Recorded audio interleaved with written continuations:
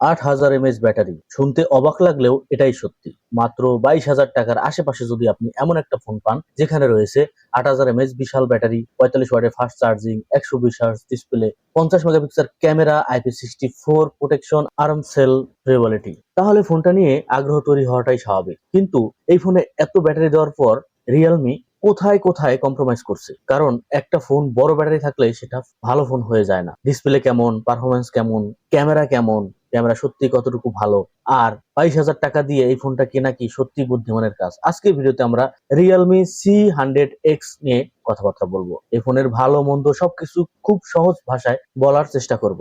আর video শেষে আমি পরিষ্কার করে বলবো কারা এই ফোনটা কিনবেন আর কারা এই ফোন থেকে দূরে থাকবেন। তাই ভিডিওটা শেষ পর্যন্ত দেখেন। প্রথমে কথা বলি ডিজাইন নিয়ে। রিয়েলমি C100X দেখতে একটা টিপিক্যাল বাজেট স্মার্টফোন হলেও এখানে রিয়েলমি কিছু ইন্টারেস্টিং জিনিস দিয়েছে। ফোনটিতে সামনে রয়েছে বড় 6.8 ইঞ্চি ডিসপ্লে, পেছনে সুন্দর ক্যামেরা ডিজাইন এবং একটা ক্লিন লুক। ফোনটি পাওয়া যাচ্ছে গোল্ডেন কোস্ট এবং ডিপ ব্লু টাইটস, এই দুই কালারে।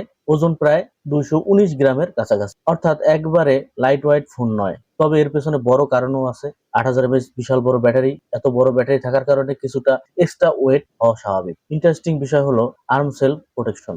রিয়েলমি বলছে ফোনটি 2 মিটার ড্রপ রেজিস্ট্যান্স এবং military standard 810H military grade শক রেজিস্ট্যান্স টেস্ট পাস করছে। এর পাশাপাশি রয়েছে IP64 প্রোটেকশন, অর্থাৎ ডাস্ট এবং ওয়াটার স্পোর্টস থেকে ফোনটি ভালো প্রোটেকশন দিতে পারে। তবে একটা কথা মনে রাখবেন, IP64 মানে ওয়াটার প্রুফ নয়, তাই ইচ্ছা করে পানিতে ডুবিয়ে টেস্ট করার চেষ্টা করবেন না। এবার আসি ডিসপ্লেতে। এখানে রয়েছে বিশাল 6.8 ইঞ্চি IPS LCD ডিসপ্লে, আর এর সবচেয়ে ভালো বিষয় হলো 120 Hz রিফ্রেশ রেট। মানে আপনি যখন ফেসবুক স্ক্রল করবেন, ক্রোম ব্রাউজার করবেন, ইউটিউব ব্যবহার করবেন, তখন অ্যানিমেশন এবং স্ক্রলিং বেশ স্মুথ লাগবে। রিয়েলমি এর অফিসিয়াল তথ্য অনুযায়ী ডিসপ্লে এর ব্রাইটনেস সর্বোচ্চ 900 নিটস HDM পর্যন্ত যেতে পারে। কিন্তু এখানে একটা বড় কম্প্রোমাইজ রয়েছে। ডিসপ্লে রেজলিউশন হলো HD প্লাস, আর স্ক্রিন যেহেতু 6.8 ইঞ্চি, তাই ফুল HD প্লাস ডিসপ্লের তুলনায় টেক্সট এবং ছোট ডিটেলস কিছুটা কম শার্প মনে হতে পারে। ইউটিউব বা মুভি দেখার সময় একজন ফুল এইচডি ডিসপ্লে ব্যবহারকারী এই পার্থক্য বুঝতে পারবেন। তাই 120 Hz এর কারণে স্মুথনেস আছে, কিন্তু রেজলিউশনের দিক থেকে রিয়েলমি এখানে টাকা বাঁচিয়েছে। এবার আসি পারফরমেন্স।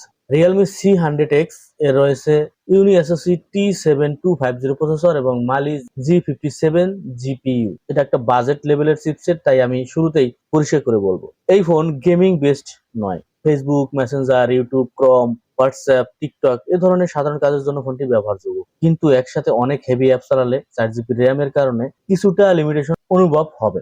স্টোরেজের ক্ষেত্রে রয়েছে eMMC 5.1, এটা ইউএফএস স্টোরেজের তুলনায় অনেক ধীর। ফলে অ্যাপ ওপেনিং বা বড় ফাইল ট্রান্সফারের মতো কাজে প্রিমিয়াম বা মিড রেঞ্জ ফোনের মতো স্পিড আশা করা ঠিক হবে না। গেমিং নিয়ে যদি কথাবার্তা বলি, ফ্রি ফায়ারের মতো তুলনামূলক লাইট ওয়েট গেম খেলা সম্ভব। রিয়েলমি এর অফিসিয়াল তথ্য অনুযায়ী মোভা গেমিং এ তাদের ল্যাব টেস্ট প্রায় 59.89 FPS এভারেজ পাওয়া গেছে। তবে বাস্তব ফলাফল গেম, গ্রাফিক্স সেটিং এবং পরিবেশ অনুযায়ী পরিবর্তন হবে। তবে পাবজি মোবাইল বা কল অফ ডিউটি মোবাইলের মতো হেভি গেম খেলতে হলে গ্রাফিক্স সেটিং কমিয়ে নেওয়াই ভালো। তাই হার্ডকোর গেমার হলে এই ফোনটা আপনার জন্য নয়। কিন্তু casual gaming, social media, YouTube, long battery backup এই কম্বিনেশন চাইলে ফোনটি বেস্ট ইন্টারেস্টিং। এ পর্যন্ত রিয়েলমি C100X এর একটা বিষয় পরিষ্কার, এই ফোনটা পারফরমেন্স মনস্টার হওয়ার চেষ্টা করেনি, বরং রিয়েলমি ফোকাস করছে ব্যাটারি, ডিউরেবিলিটি এবং স্মুথ ডিসপ্লে। কিন্তু এই ফোনের সবচেয়ে বড় চমক এখনো বলা হয়নি, কারণ সামনে রয়েছে 50 মেগাপিক্সেল ক্যামেরা, কিন্তু ছবি কেমন,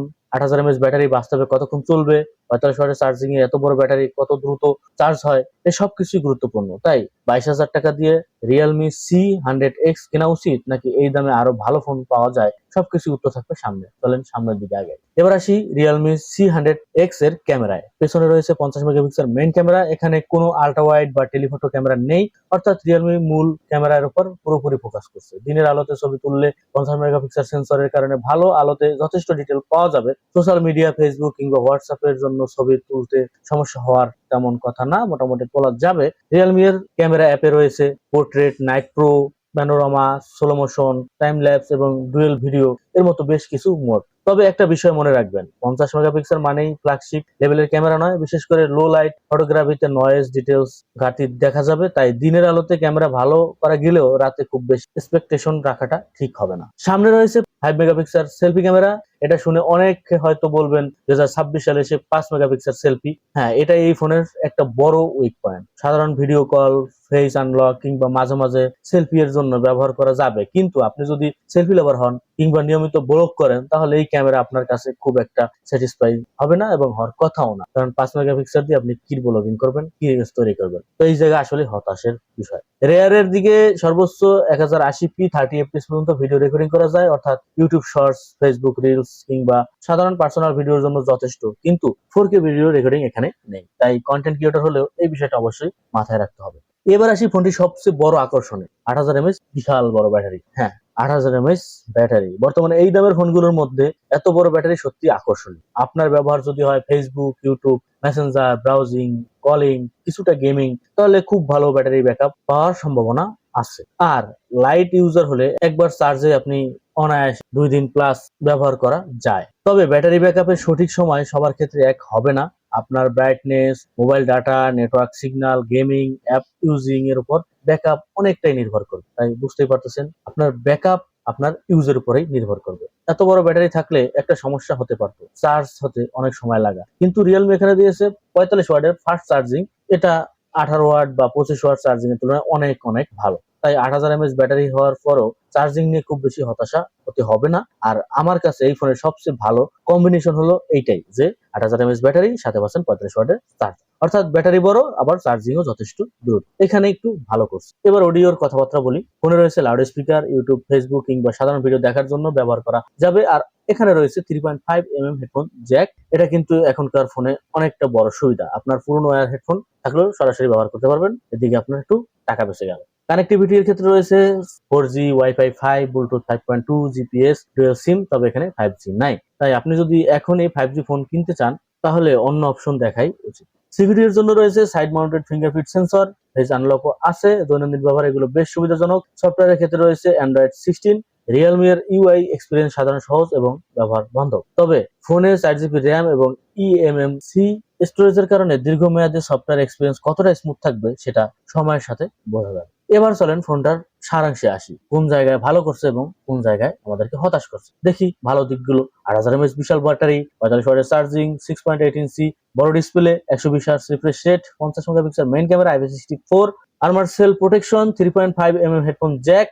এবং হতাশা যে সব জায়গায় আসলে দুর্বল এবং আমাদেরকে হতাশ করছে, HD plus display, full HD না, 4GB RAM, eMMC, 5.1 storage, 5 megapixel selfie camera, 4K video recording নেই, এখানে 2K অবশ্যই দেওয়া উচিত ছিল, 5G নেই, ইউনি অ্যাসোসিয়েট T7250 হেভি গেমিং এর জন্য নয় এবং 219 গ্রাম ওজন, কিছুটা ব্যবহারকারীর কাছে ভারী লাগতে পারে, যদিও ব্যাটারিটা বড়, এই জায়গায় একটু বিবেচনার বিষয়। এখন সবচেয়ে গুরুত্বপূর্ণ প্রশ্ন, 22,000 টাকা দিয়ে রিয়েলমি C100X কেনা উচিত? আমার উত্তর হবে, আপনার প্রায়োরিটি যদি হয় ব্যাটারি তাহলে অবশ্যই ফোনটি কনসিডার করতে পারেন। কারণ 8000 mAh প্লাস 45 ওয়াট এই কম্বিনেশন এই ফোনের সবচেয়ে বড় স্ট্রং।